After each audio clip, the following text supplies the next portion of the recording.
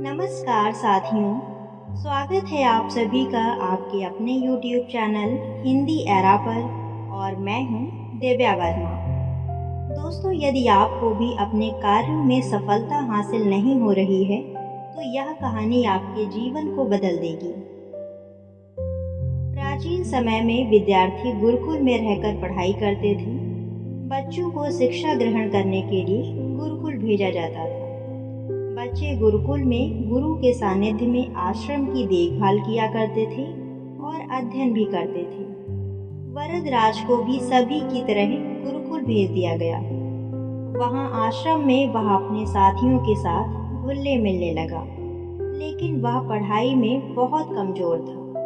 गुरु जी की कोई भी बात उसके बहुत कम समझ में आती थी। इस कारण वह सभी के बीच उपहास का कारण बनता रहा। उसके सारे साथी अगली कक्षा में चले गए, लेकिन वो आगे नहीं बढ़ पाया। गुरु जी ने भी आखिर में हार मानकर उससे कहा, बेटा वरदराज, मैंने सारे प्रयास करके देख लिए हैं।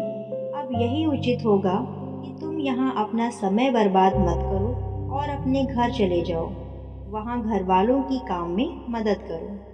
वरदराज ने भी सोचा, शायद विद्या मेरी किस्मत में ही नहीं है, और भारी मन से गुरुकुल से घर की तरफ निकल पड़ा। दोपहर का समय था। रास्ते में उसे प्यास लगने लगी। इधर उधर देखने पर उसने पाया कि थोड़ी दूर पर कुछ महिलाएं कुएं से पानी भर रही थीं। वह कुएं के पास पहुंचा। वहां पत्थरों पर रस्सी के आने जाने के निशान बने हुए थे। तो उसने महिलाओं से पूछा, यह निशान आपने कैसे बनाए हैं? तो एक महिला ने जवाब दिया, बेटी, यह निशान हमने नहीं बनाए हैं। यह तो पानी खींचते समय इस कोमल रस्सी के बार बार आने जाने से उस पत्थर पर भी ऐसे निशान बन गए हैं। वरदराज सोच में पड़ गया। उसने विचार किया, जब एक कोमल सी रस्सी के बार बार आने जाने से एक ठोस पत्थर पर निशान बन सकते हैं, तो निरंतर अभ्यास करने से विद्या ग्रहण क्यों नहीं की जा सकती। वरदराज ढेर सारे उत्साह के साथ वापस गुरुकुल गया और अथक कड़ी मेहनत की। गुरु जी ने भी खुश होकर भरपूर सहयोग किया। कुछ ही सालों में यह मंद बुद्धि बालक वरदराज आगे चलकर संस्कृत का महान विद्वान बना, जिसने लघु सिद्धांत कौमुदी, मध्य सिद्धांत कौमुदी, सार सिद्धांत कौमुदी और गीर्वाण पद्मंजरी की रचना की। तो दोस्तों, अभ्यास की शक्ति का तो क्या ही कहना है। यह आपके हर सपने को पूरा करेगी।